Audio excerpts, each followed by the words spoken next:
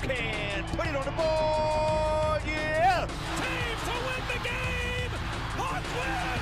And Mack will take it all the way in for a touchdown. How crazy was that? Shot on the window. The finisher. Larry Marketing. And the Chicago Cubs win the World Series. This is the Athlete Beat, WCRX's sole sports show featuring modern and classic hip-hop, only here on 88.1 FM, Chicago. This is the Athlete Beat. That was me in the promo. I'm telling you again, it's 7:03 here at WCRX FM, 88.1 Chicago. I am your host, Brandon Orlowski. We have a lot to get to today. I just want to feel out what we're going to plan on doing for this show. It's going to be a sports talk show. It's the only one on the station currently. We didn't have one last semester. One before that we did. Now it's just time to get settled into this new semester, and there's a lot of Chicago sports to talk about. There's a lot of national sports to talk about, and we're going to get to them all. As I said, this is the Athlete Beat, and it's not going to be just a sports show. The gimmick for this show, there's going to be sports talk segments, of course, that's going to be making up most of the show. But during the breaks and after the segments, I'm going to throw in some rap music, rap and hip-hop music, hence the name Athlete Beat. I tried to come up with something cute. Whether it works, it's not really up to me. I just kind of threw it out there. I like it, so I guess we're going to stick with it. A little bit about myself, if you haven't heard me on these airwaves before, or you're brand new to listening to WCRX. I am a senior here at Columbia College, where this station is housed, right in the heart of the city, in the South Loop. And I am a radio major. If I didn't say that already, I apologize. And big sports fan, and I've been wanting to do this show ever since I got here. And I had to go through all the necessary classes and checks and balances in order to make sure that I was, ready to man the board, ready to talk on air for 2 to 4 hours at a time, which I did last semester, and I honed my craft a little bit. It's been a while since I've been behind the mic, since last semester, but here we are, and I am looking forward to bringing you guys quality sports content in the next about 14 or 15 weeks or so. So the format, basically, like I said, going to be four segments an hour about. Going to throw in rap music. Hope to have numerous guests on, co-hosts, temporary co-hosts, interviews, features and segments that other people have done around the school. Really just want to make this into a big cohesive sports show, because while Columbia definitely is an art school, there's not a whole lot of sports, there's not a big sports field. There's not really any sports teams except Quidditch, if you want to count that. But anyway, yeah, WCRX and Columbia are still in Chicago, which is one of the most dedicated sports fan bases across all the leagues, whether it's the Bulls, Bears, Blackhawks, Cubs, White Sox, hell, even Fire, Sky, Northwestern, the Wolves, even in the minor league hockey. In the minors for hockey. Chicago goes crazy for sports, no matter who it is. We just saw the Bears have a great season. Bulls and Blackhawks aren't doing too well, but they have a lot of history, and they have a lot of devoted fans who've spent their entire lives just following the team and those players. The Cubs baseball is always going to be big in Chicago, especially on the north side. White Sox are coming up. We're going to have a lot to talk about over the course of the semester about all those teams. And that's basically my little intro, my little spiel. And I think now would be a good time to start playing some music before we get into some actual sports content. In our next segment, got to get to a break coming up soon. But in our next segment, we're going to talk about the NFL, the Bears, and the Pro Bowl a little bit. If you're not aware of what the Pro Bowl is, it's all the fans vote on their favorite NFL players that had the best seasons, and they go out and play an all-star game. Now, normally all-star games are they're just exhibition games. They're for fun. They're supposed to be exciting and just kind of like for the fans. The NBA one is okay because they just score 200 points and there's no defense. There's really no defense in any of these, but at least they're exciting, except the Pro Bowl. The Pro Bowl has been consistently bad, and we're going to talk about why it's bad and which Chicago Bears were in there and which ones showed out and which ones didn't show up at all. This is WCRX 88.1 FM Chicago. Don't go anywhere.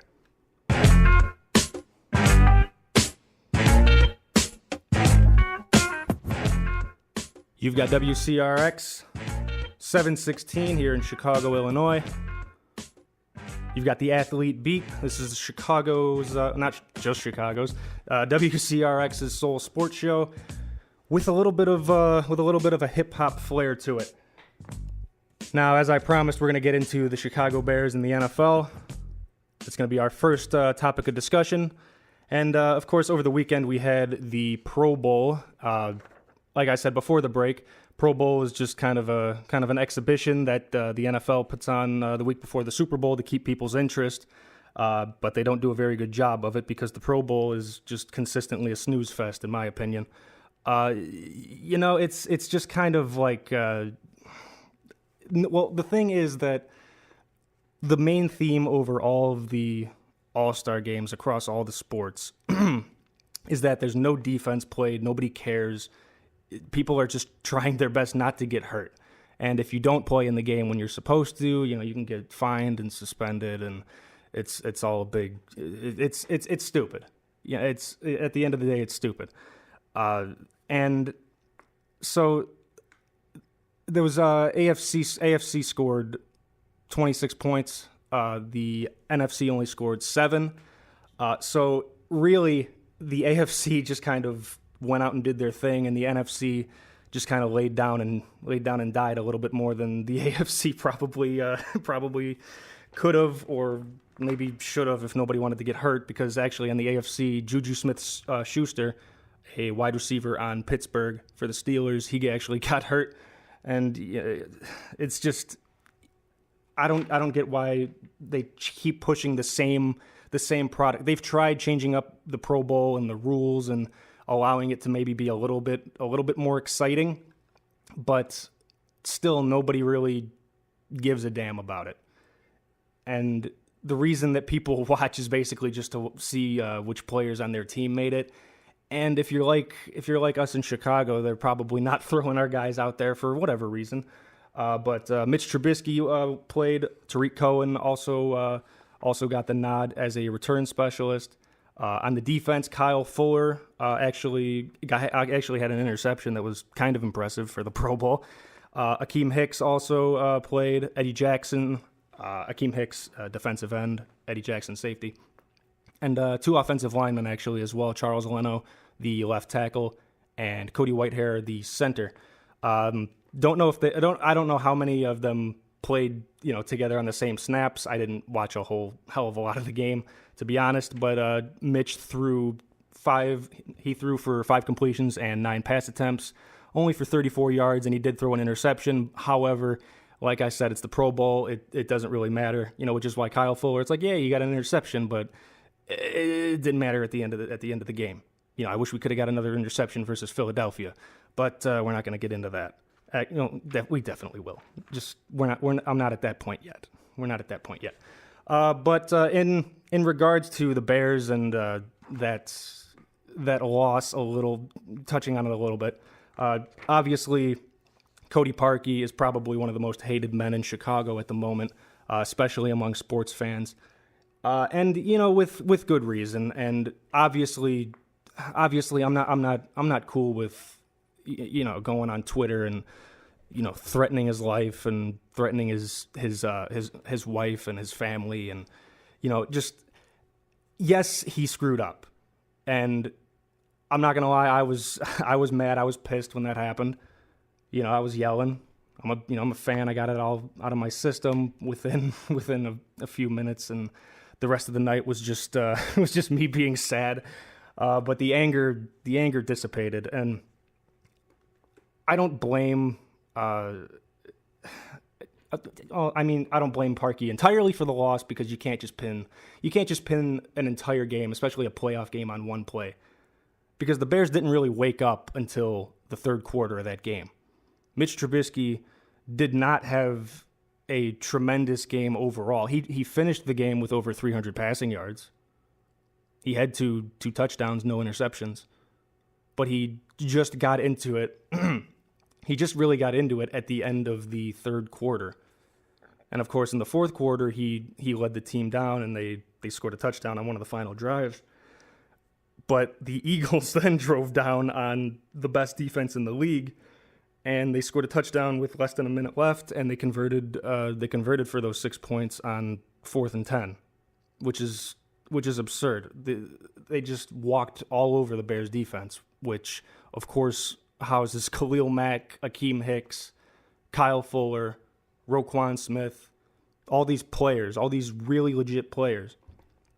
And obviously they're not going to be coming together and gelling and clicking on every single play, but you would think that after 17 weeks, after 4 weeks of preseason, actually 5 weeks because they played in the Hall of Fame game in Canton right before the preseason officially started.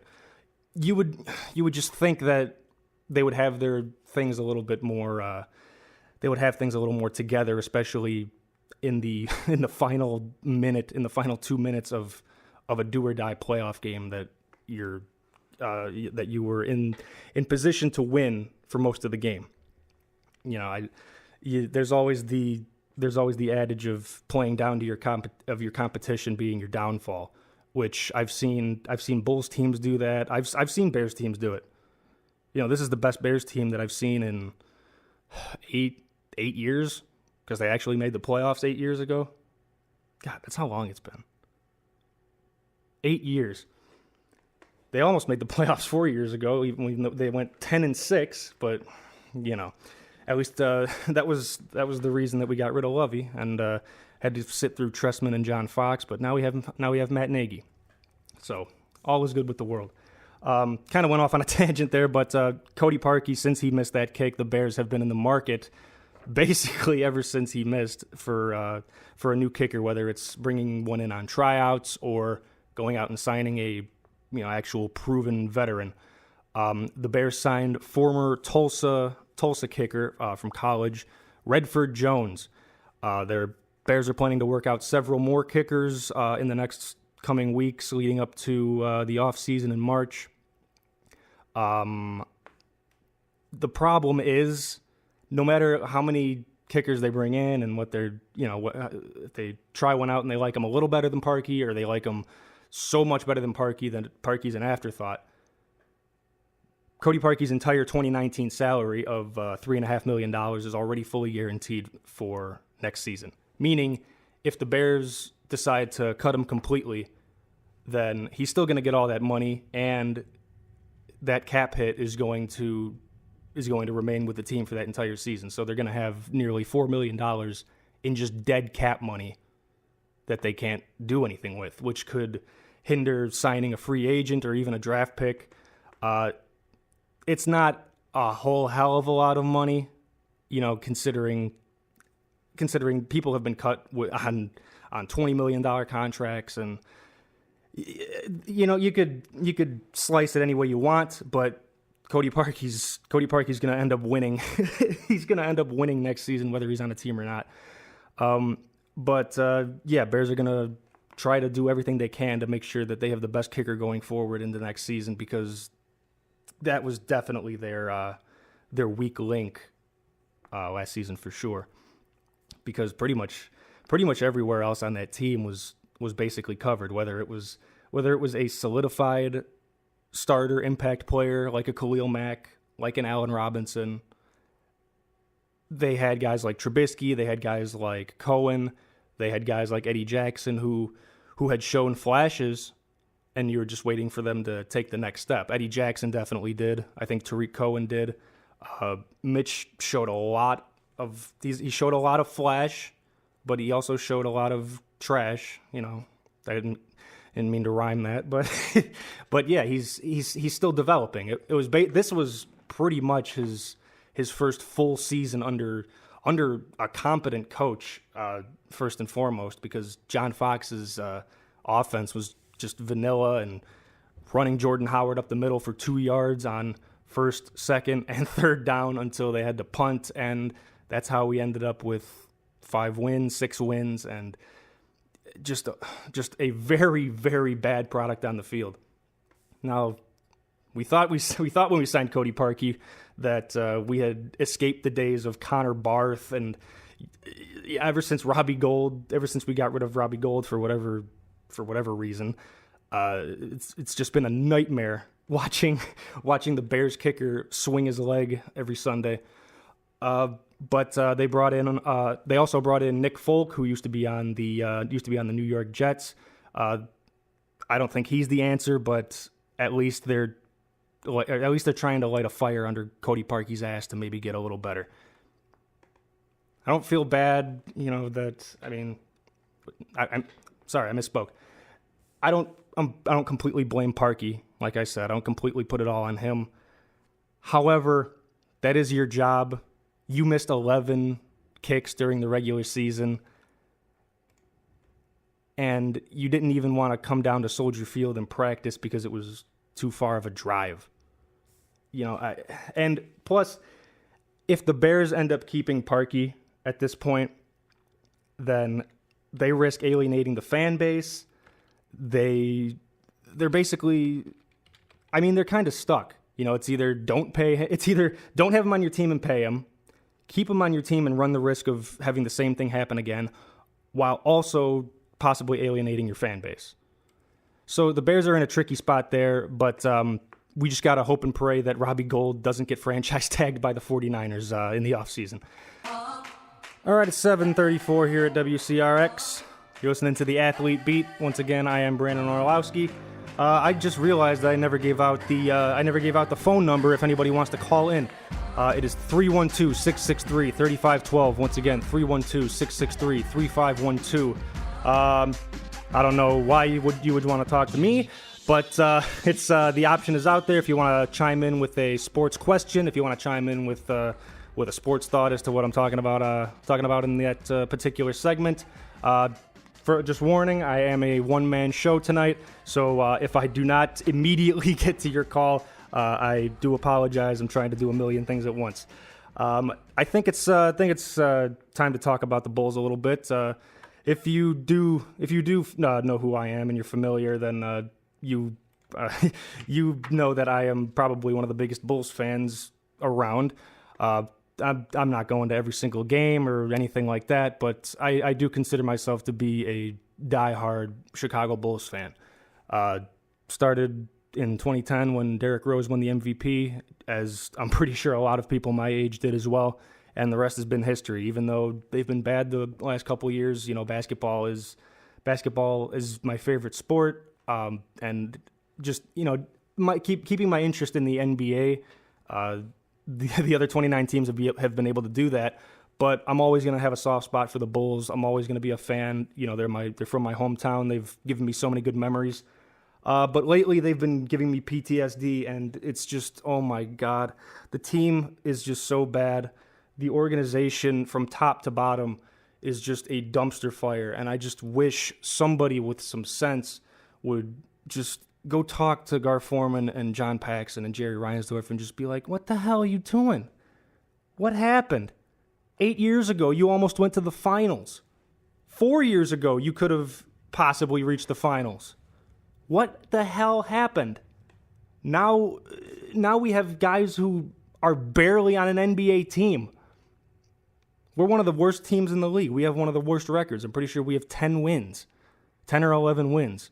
The only good thing about that is we're going to get a high draft pick, hopefully, unless the lottery screws us again. But I digress. Whoever gets the number 1 pick is going to draft Zion Williamson, the forward out of Duke anyway. Hopefully it's not the Cavaliers again, but stranger things have happened, especially in the NBA, and especially around the draft and the draft lottery and who gets the pick. Is it rigged? Is it not? Yeah, whatever. I just hope that we land a top 3 pick so we can get Zion Williamson, Either R.J. Barrett, he's a shooting guard on Duke as well, or another name that's popped up a lot is Ja Morant. He is a point guard from Murray State, small school. However, recently he has been putting up tremendous numbers, like 30 points, 40 points. He's just racking up all these stats on. Granted, he's from a smaller school and a lesser league, a lesser conference, but if the kid can ball, then he can ball. Ball don't lie. Numbers never lie. And he's got them. So whether the Bulls draft Williamson, which is probably their safest bet, and their most pressing need at the 3 position, the small forward, R.J. Barrett, he could probably play small forward in today's NBA if they want to keep Zach LaVine on the roster, which, I'm still not sure how I need to feel about Zach LaVine at this point, because we signed him to that 4-year, $80 million deal. And at the time, it seemed like it seemed like a thing that had to be done. The Bulls really don't have a heap of talent on their team, especially since they're trying to rebuild. I think it was Casey Johnson of the Chicago Tribune. He's probably the most consistent and best Bulls beat writer at the moment. And he said something. The Bulls played the Atlanta Hawks, I believe, last week on Wednesday, and he put out a tweet, something like, if you didn't know anything about the NBA and somebody just told you about what a rebuilding team does and all this. Oh, sorry. Hi. Sorry, I just saw somebody outside. Give a wave to the fan. Forgot what I was talking about. If you are a rebuilding team, you want to have young talent. You want to have players that you could mold and hopefully grow into impact players. Maybe not necessarily a superstar or whatever, but they can contribute to a championship team.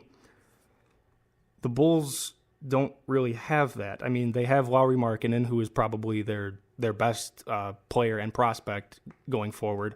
He could very well end up being the next great Euro big man, the next Dirk Nowitzki. Time will tell. Obviously, he's kind of had a sophomore slump under Jim Boylan, since he doesn't know how to run a 2019 NBA offense. But like I said, you can't really get too mad about these things, because there's really nothing we as the fans can do except stop going to games. But that's not going to happen. People are always going to be filling the seats, and that's the mentality that Jerry Reinsdorf has. As long as asses are in the seats and ticket revenue's coming in and season tickets are still being doled out, he doesn't care if the team's good or not. It's making him money. And from a business standpoint, that makes complete sense. And, that's his decision. It's his business. He can do what the hell he wants with it. But as a fan, it's just frustrating. Because, yes, the Bulls are always going to make money because they're a marquee, historic franchise. They're always going to have fans. But if you have a championship caliber team, you're going to make even more money. You're going to get, your players are going to get endorsement deals. That means that people are going to be paying more attention to your team. More people are going to go to the games. More people are going to buy merch. More people are going to be exposed to your team because your team's going to be good enough to play on national TV again. I don't know when the Bulls were on national TV last time, except for I don't even think they were on national TV on MLK Day, where there's NBA games all day on national TV. I think they were just on locally. So they're not even good enough to play on holidays where the whole schedule from morning till the dead of night, one channel that everybody gets is going to be playing basketball. Bulls weren't on it. Bulls, obviously you can see that I have a ton to say about the Bulls. And we're going to get right back into that after this next song and after another quick break. Last segment, we touched on the Bulls and how bad of an organization they are and how nobody seems to know what the hell's going on over on Madison Street. That's the thing. How do you fix a team that is so bad in the middle of a rebuild that has no direction. The team doesn't really have a plan. I don't think Gar Forman and John Paxson, who colloquially, I don't even know how to say it, colloquially, whatever. You know what I'm trying to say. Locally, that's a lot easier actually. Locally known as Gar Pax, because they're both basically the ones who make the player personnel decisions. John Paxson is the president of basketball operations, so he's probably the highest up under. He is the highest up under Jerry Reinsdorf, who owns the team, and Gar Forman has the general manager title, but Gar and Pax both make joint player personnel decisions usually, and that's the thing. Nobody really knows what the hell they're doing. They've been employed for about 15 years with the same team, and there's definitely been ups and downs, and there's going to be ups and downs with any sports team. You know, you're not going to be good consistently forever. You know, unless you're maybe the Spurs or the Patriots, but they have Greg Popovich and Bill Belichick respectively, who are arguably the greatest coaches of all time in their respective sports. You know, you could say Phil Jackson. You could say Phil Jackson is maybe better than Popovich, or whatever. Or for football, you can say Tom Landry, George Halas, Vince Lombardi. But Belichick and Brady have created a dynasty in the salary cap era, and Brady's been to what, like 8 Super Bowls? He's been to 8. I know this is his 9th, I think. The one he's going to be in his 9th. He's already been in. Actually, that's one stat I didn't come prepared with. But Brady has won 5. He's lost 2, and he's going to be in his 8th against the Rams.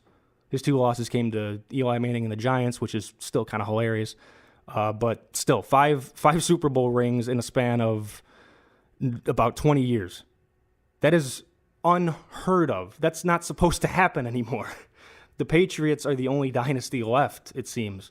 Looks like the Seahawks might have been on the cusp of one, but they just kind of let it slip through their fingers right when Marshawn Lynch should have carried the ball.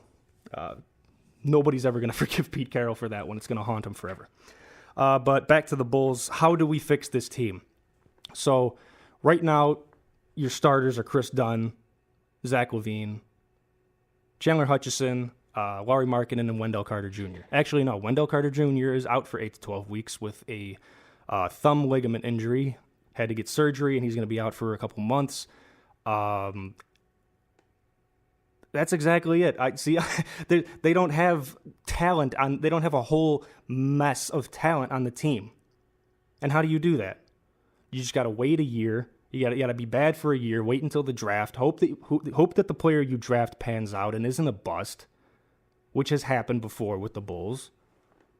The Bulls have actually had a lot of good to decent draft picks.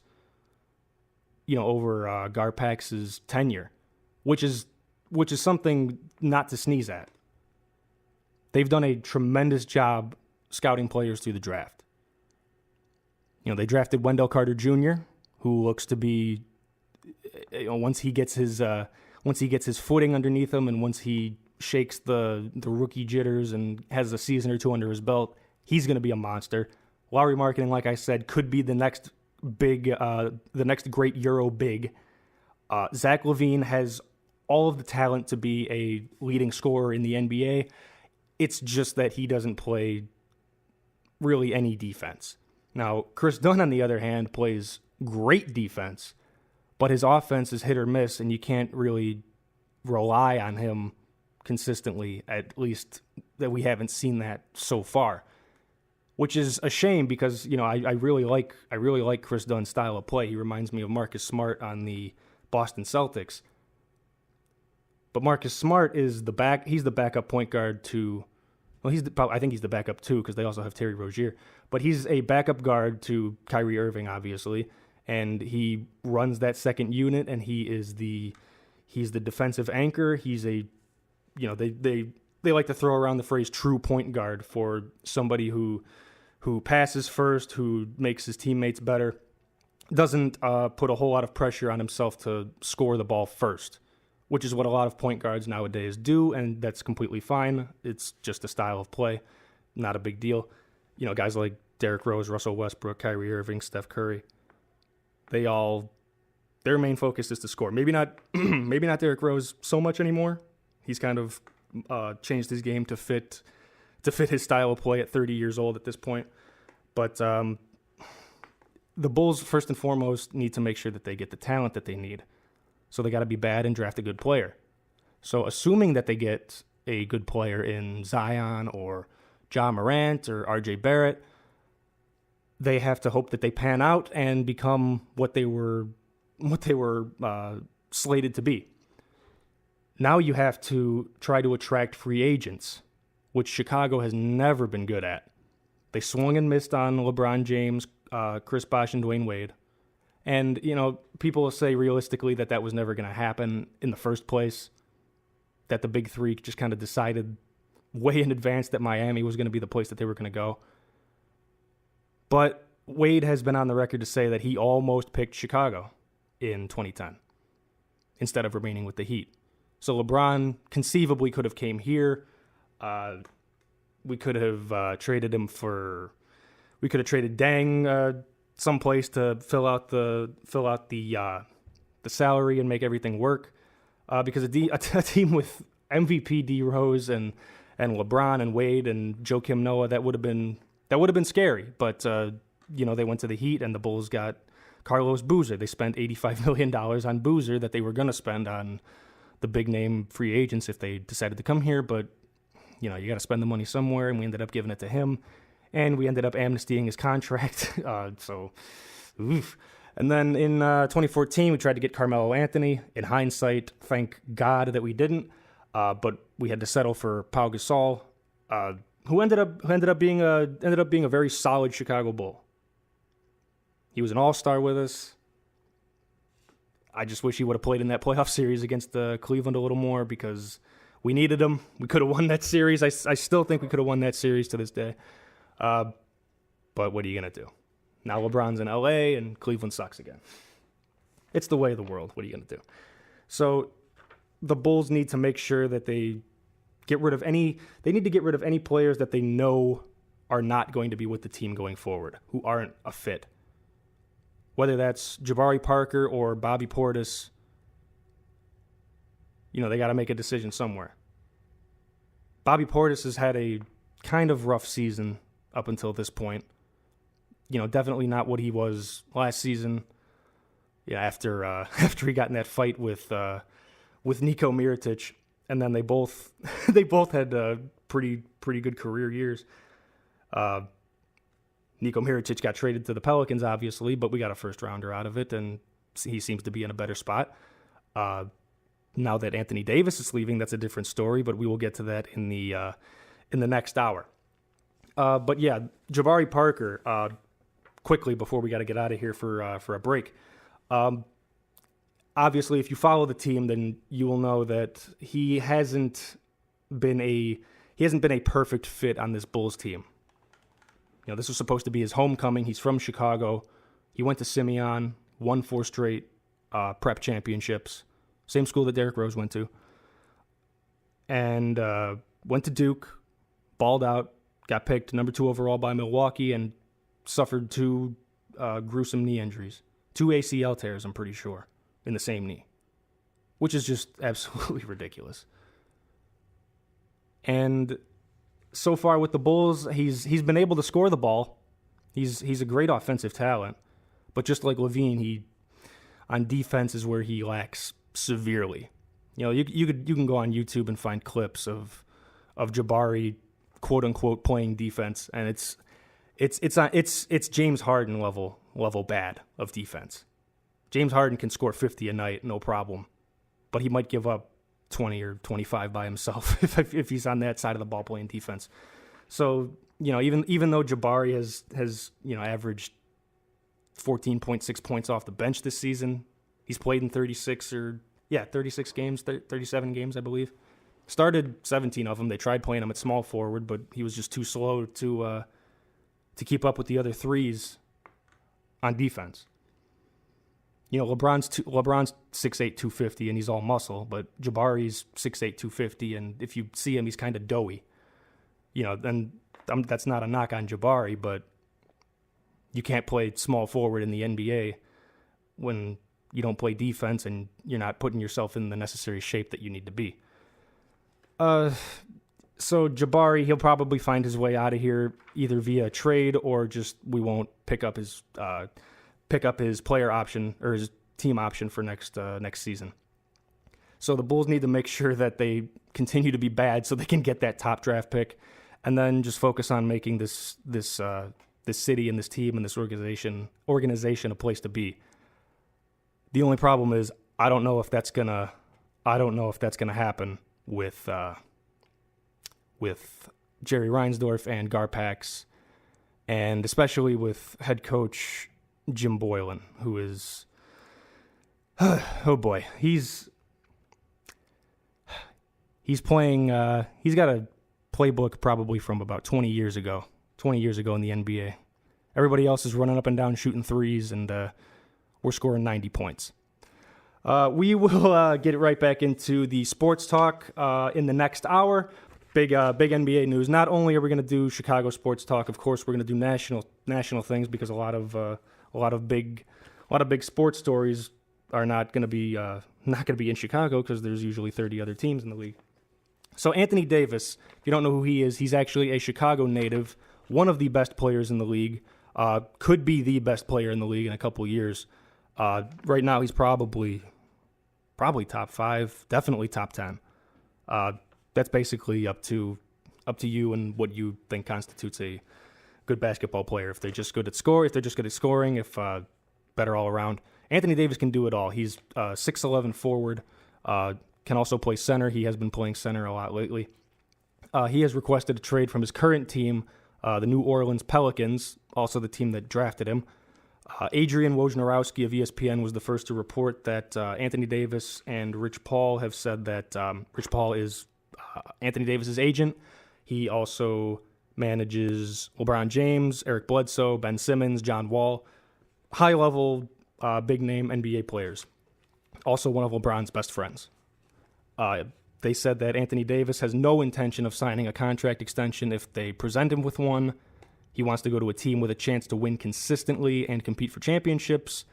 And on the timing of this whole thing, why they came out with this news now, Davis just wanted to be honest and clear with the Pelicans organization and just have no animosity, no bad blood going forward, just to make sure that Anthony Davis keeps his reputation. Because Anthony Davis, he's not a hothead. He's not one to really speak his mind a whole lot. He's actually very quiet.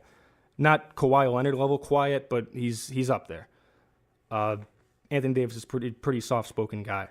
So the fact that he came out and said, "I don't want to be here," it was a little shocking. Nobody was really expecting anything like this to happen. They thought they were maybe going to trade Anthony Davis in the offseason because he only has one more year left on his deal, and obviously he doesn't want to be here. He wants to go somewhere better. Didn't think they were going to pull the trigger and let everybody know. The NBA apparently is trying to look into this whole situation and do an investigation as to whether or not coming out and sharing your on-the-record trade request with the public. The NBA is basically saying that if on the record you say that you want to trade, you can't tell anybody in the news or the media or whatever. That doesn't make any sense because 2 days ago, Thon Maker, who is a center for the Milwaukee Bucks, requested a trade. Crickets. Nobody said anything. Nobody cares. But just because it's Anthony Davis and LeBron could be involved, then all the bells and whistles have to go off, and everybody has to be and go crazy because people probably don't want Anthony Davis to go to Los Angeles and team up with the best player on the planet. The Lakers are the front runners, reportedly, with putting together a trade package to get Anthony Davis out of Louisiana, out of NOLA.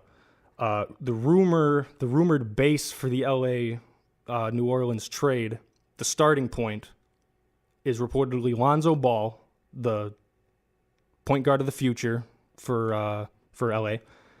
Kyle Kuzma, who's a very, very talented power forward prospect who could have won Rookie of the Year last year, had a fantastic season. Ivica Zubac, who's their backup center. He's been getting a lot of playing time, and he's actually been showing some skills. And, of course, a 2019 first-round draft pick, because you got to invest in the future. That while that may seem like a lot for one player, this is Anthony Davis.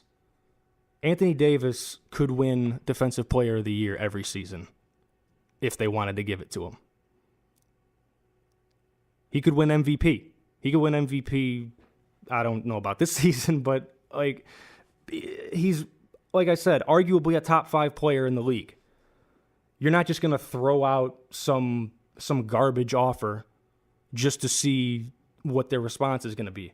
You're going to end up insulting the Pelicans organization, and word's going to get around, and nobody's going to want to trade with you either, because you don't want to spend money to make money and be a champ. Like when Cleveland got rid of Kyrie Irving and sent him to Boston, they gave up Isaiah Thomas. They gave up. Wow, I am blanking. But I know the Celtics sent them Jay Crowder, and like the Cavs obviously got probably the raw end of the deal, especially since Jay Crowder left, especially since Isaiah Thomas ended up basically falling apart as to what he previously was with Brad Stevens in Boston on the Celtics. Even Derrick Rose signed in the offseason, but that's not part of the transaction. But that whole Cavaliers team just fell apart. Because LeBron was basically the only superstar. Kevin Love was in and out of the lineup, and Kyrie Irving was gone. Your second scoring option was gone. And when your third scoring option is on and off the court, in intervals, really, all you had is LeBron. That team still made the finals because they had LeBron and they played in the weak East, but they got manhandled by the Warriors. And now LeBron's in LA after J.R. Smith threw the ball. He didn't throw the ball out of bounds. He grabbed the ball with 5 seconds left and didn't even put up a shot. Sorry, making fun of the Cavaliers is always fun. Always fun to me, at least. Chris Mannix of Sports Illustrated gave a little opinion about why Anthony Davis came out and said that he wanted to trade now and why the news was made public. He says the timing for this is to give Los Angeles a head start to collect assets and try to figure out who they're going to offer, who's going to be a part of their own future, who LeBron wants, who he wants gone, because he's basically the second in command GM. He's done that everywhere he's went, and obviously if you have LeBron on your team, you're going to want his input. But yeah, they're doing this, he thinks, because Los Angeles wants to get the best offer out there, and anybody else who wants to offer New Orleans a trade package is going to have to top that. And I got to say, Lonzo, Kuzma, Zubac, and a first rounder, maybe more first rounders, maybe another player. That's a pretty damn good offer. So we're gonna jump into our next song, and we're gonna hit one more break. Let's get on to baseball. There's while it is the off season, there's not a whole hell of a lot going on with the Cubs and Sox. We are quickly approaching spring training, and players should be reporting soon. Still got a lot of big name free agents that have yet to sign, and one of those happens to be the top target of the White Sox. Slugger Manny Machado who you may remember from Baltimore on the Orioles. Last season, the final half, he was with the Dodgers. He's a great hitter, and he's a good player. But my main knock about Manny Machado is, like, yes, while he's a pretty good third baseman, he could hit for power, he can do all these things. In the World Series, I don't even remember who was in the World Series. That shows you how much I pay attention to national baseball as opposed to national basketball and football. But whether it was the World Series or the NLDS, he on multiple occasions he didn't show effort. Like he hit a double or a single if I recall correctly, and he just jogged to the bases and he was out. And also he hit a fly ball, or he hit a ground out, and you usually want to at least show a little bit of hustle running to first base, even if you know you're going to be out. Just show them that you're trying. Maybe they botched the pickoff, maybe they botched the catch. Errors happen all the time, so it's not out of the realm of possibility that you could reach first base off of an error. But Manny Machado just kind of walked and gave up, and didn't even give himself a fair shot to even have a chance at getting on base or scoring or anything like that. So yes, Manny Machado on the South Side, the excitement factor is there. He can help you win some games, but that thing is always going to be in the back of a lot of fans' heads. Just kind of like if the Bears do decide to keep Cody Parkey, he could over this offseason, he could theoretically, it's not out of the realm of possibility, he could theoretically significantly improve. He could end up being a tremendous kicker, whether it's for us or for somebody else. It's possible. It's not likely, but it's possible. If they do keep him, if the Bears do decide to keep him and he does perform better, we're always going to have that Eagles game in the back of our head. We're always going to have it. And every time he does screw up, which even the best kickers do, he's going to be attacked, and we're going to be it's just going to fester from the deep recesses of our brain of all the terrible Bears losses that us as fans have locked away and swore to never speak of again. Every time Parkey lines up for a kick, that's the only thing everybody's going to think about is hashtag double doink. Also, I forgot to mention Redford Jones, the kicker that they signed. He also is notorious for a double doink, except his went in. And I feel like if Parkey's went in, then we wouldn't be having this conversation, and Bears might be in the Super Bowl. Who knows? But yeah, Manny Machado, he has been linked to the White Sox probably the most, maybe next to the Yankees. Yankees, of course, are probably the most well-known baseball team, and they always have the most money to throw around. The Yankees make the most money and marketing sense, because it's the Yankees, it's the pinstripes, it's Babe Ruth, it's Yogi Berra, it's Derek Jeter. This is a historic franchise. They've won the most. Baseball. They've World Series.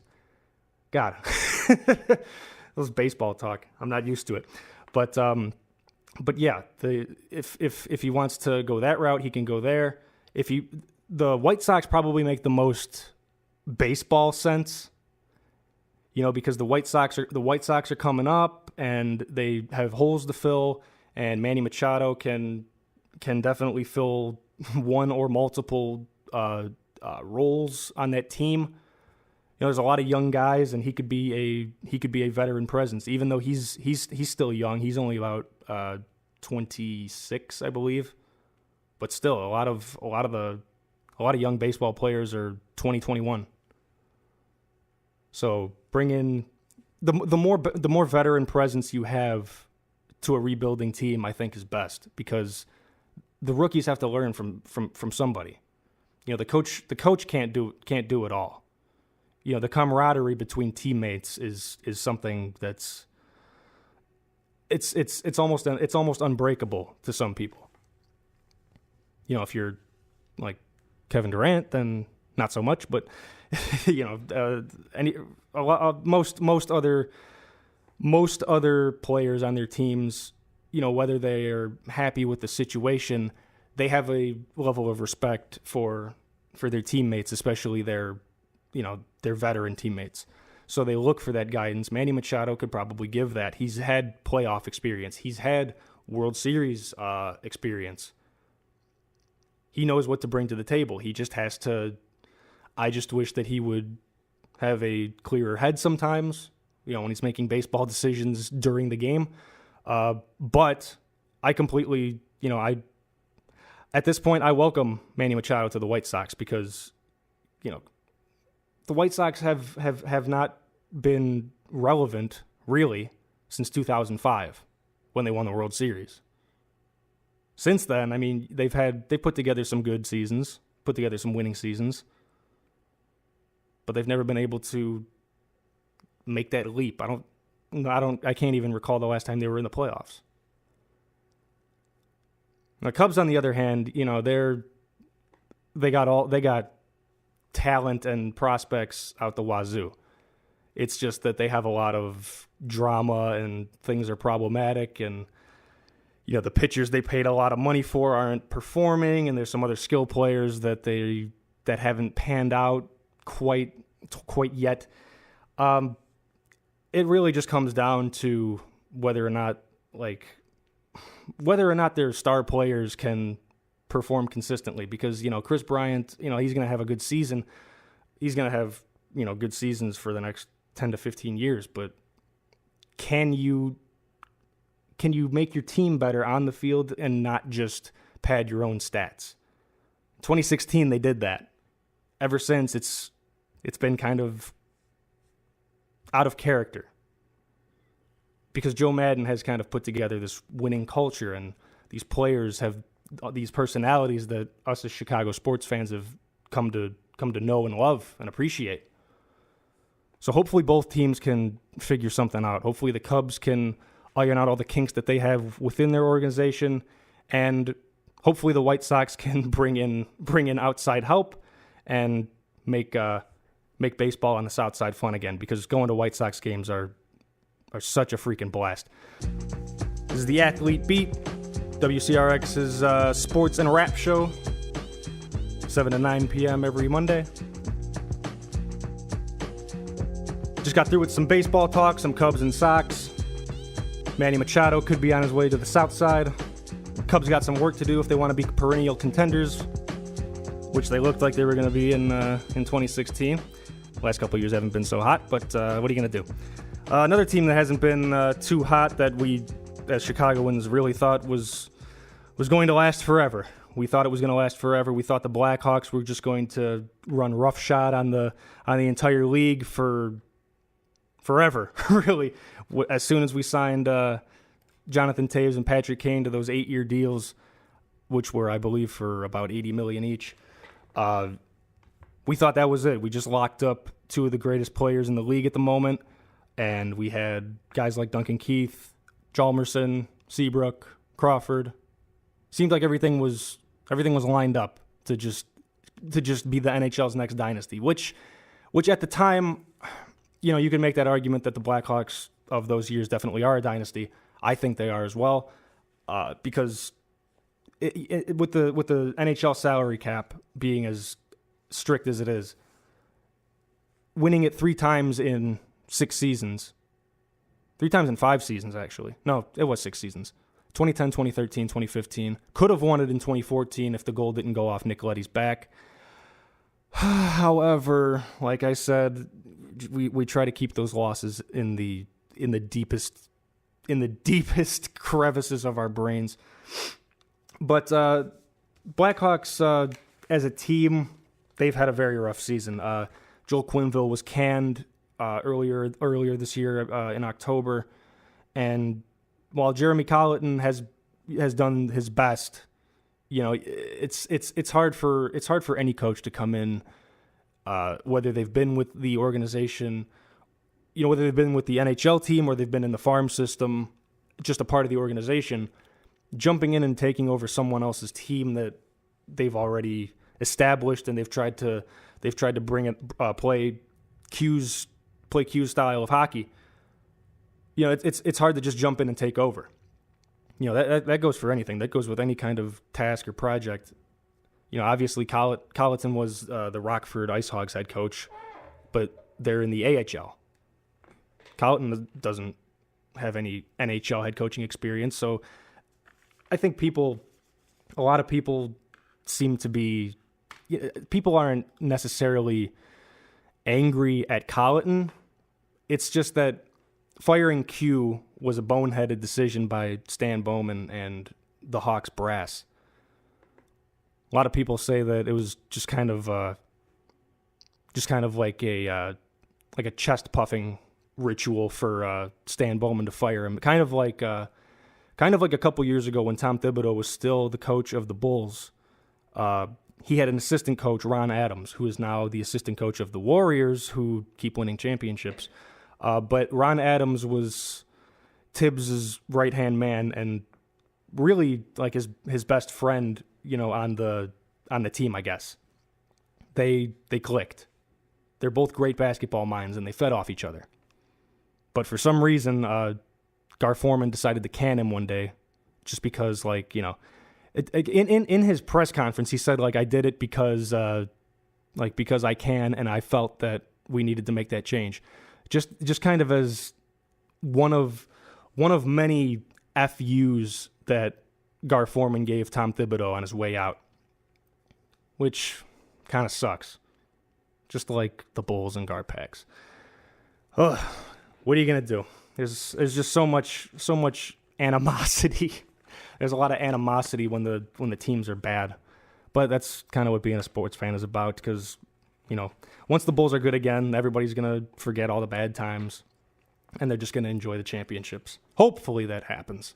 Nothing's guaranteed, but fingers crossed. Fingers crossed and everything. NHL All-Star Game was also over the weekend. It was on Saturday. The Pro Bowl was on Sunday. And NHL All-Star Game is probably the most entertaining out of the four. Like I said, Pro Bowl is just consistently a snooze fest. The NBA All-Star Game is fun. If you like seeing all the superstars in the league just coming together, throwing down alley-oop 360 dunks, chucking up centers chucking up 3-pointers from the half court line. It's kind of absurd. It's just like a game of blacktop, really. And that's fun to watch. Baseball is okay. It's kind of, I don't know. They're playing for they play for something that I think is also ridiculous. The winner of the All-Star Game in the MLB, it's the National League versus the American League, and whichever league wins gets home field advantage in the World Series, even if they have the worst record, which is just absurd and dumb. But the NHL All-Star Game, it's 3-on-3 hockey, just like the NHL overtime rules. And there's not a whole lot of defense. The goalies don't try necessarily, and they don't give it their all. But I feel like the NHL All-Star Game is, they don't take themselves too seriously. I feel like the Pro Bowl, they try to position it as like this great exhibition of football talent and prowess, and nobody does anything or cares. Jarvis Landry on the Cleveland Browns in the Pro Bowl was wearing a hoodie. He was wearing a hoodie under his jersey. That's how much people don't care. Jeez. But NHL All-Star Game is fine. Patrick Kane was the only Blackhawk represented in the All-Star Game and All-Star Weekend. He scored 4 points, 2 goals, 1 assist, and actually 2 goals, 1 assist in the semifinal win, which was the Central Division, which is where the Blackhawks are. The Central Division defeated the Pacific Division, and the game after that, the Metropolitan Division beat the Atlantic, And in the championship game, Metropolitan ended up beating the Central Division 10-5, where Patrick Kane had a secondary assist in the loss. So Patrick Kane did his thing, and he made Blackhawks fans happy for for a weekend before the games start, and they just keep on losing. But Patrick Kane is always fun to watch. He was a reason to turn on the TV. In other Blackhawks news, forwards Chris Kunitz and John Hayden are reportedly on other contenders' radars approaching the trade deadline. Chris Kunitz is a veteran hockey player, hasn't seen too much ice time this season. John Hayden is a nice young player. The only problem is he's only received about an average of 9 to 10 minutes this season of ice time. In his last 9 games, he's been held to under 10 minutes, hasn't gotten really any shooting opportunities, scoring opportunities, hasn't really gotten any points either. So hopefully the Blackhawks make the right decision with sending out young talent, getting rid of young talent. Because they traded a 5th-round pick to the Los Angeles Kings for the rights to an overseas Swiss hockey player who is currently the leading scorer in Switzerland's National League with 43 points. Scored 18 goals, 25 assists. He's going to finish his current season overseas. He's under contract with them until 2020. So we'll see if he ever comes over. He's actually drafted in 2013, and now the Blackhawks own his contract rights if he ever does decide to come over. But yeah, Blackhawks are not in that bad of a position. This season has been horrible, but even as soon as next season, we should be getting an influx of talent through the minors, and maybe even the return of some free agents like Artemi Panarin, who, when paired with Patrick Kane, created magic. Now, we pretty much covered the Chicago sports for the day. Talked about the Bears a little bit. Talked about how Cody Parkey is going to be he is on the hot seat, and hopefully the seat is hotter with every kicker that they bring in to try out. Let's see if we missed anything big. What's on the rundown? The Bears right tackle Bobby Massey. He signed a 4-year extension through 2020, and Ryan Pace, the Bears GM, he's got the right idea with this one, I think. Now, Bobby Massey, those 5 offensive linemen, he's probably the weakest link. However, that's not necessarily a bad thing because the offensive line last year was among one of the best in football. Charles Leno at left tackle, 7th-round pick, didn't really show us anything special in his first few years. He got a contract extension. He made the Pro Bowl this year. Bobby Massey has also improved, not to a Pro Bowl level, of course, but when we signed him, he didn't really seem to be a good fit. It looked like a miss in free agency. Since then, he has steadily improved. He's proven himself to be a solid, competent, starting offensive tackle in the NFL, which are frankly hard to come by. According to Pro Football Focus, which basically ranks all the players based on their grades, performances, stats. It's sabermetrics in a way, but it makes sense if you look at the best players and the worst players. They're pretty fairly ranked. He was the 29th best offensive tackle last season. Now there's 32 teams, so there's 64 starting offensive tackles. He's an above average tackle. He's not great. He's definitely not as bad as he used to be. And really, there's only going up from here because the Bears on the Bears offensive line, there hasn't been a whole lot of continuity. Whether Kyle Long gets hurt or Cody Whitehair is trying to figure out which position he's going to play, if he's going to play center or left guard, if another lineman comes in and does a fill-in job, and he turns out to be better than the other guy. We've seen that over the past 2 or 3 years with the Bears. But now it seems like their offensive line is pretty solid and pretty good to go for the next few years, because Charles Leno, like I said, he's proven himself to be a Pro Bowl caliber player. And left guard, you got James Daniels, who you drafted last year from Iowa. He didn't start the season. He was a rookie, but he eventually made his way into the starting lineup, and he played good. Cody Whitehair is a tremendous talent at the center position. He's just a monster. He's just a mauler up front. Kyle Long at right guard, when he's healthy, he has the talent totally to be one of the best offensive guards in football. He just has it. And while Bobby Massey is, he's probably the weakest link, he's not that bad. So the Bears' offensive line is solid, which is something Jay Cutler never had. So they finally figured it out. But now we have Mitchell Trubisky, who you'd probably want to protect a little bit more than Cutler, anyway, especially since he's your young, fresh face of the franchise. Chuck Pagano, if you didn't hear from last week, he is the new Bears defensive coordinator after Vic Fangio took the head coaching job in Denver for the Broncos. And I think Chuck Pagano was probably the next best option.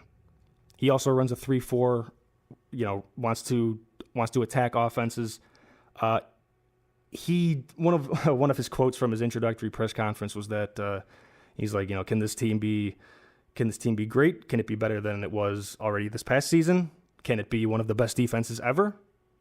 And, that's ever. Best defense ever is a lofty goal, no matter what sport you're talking about.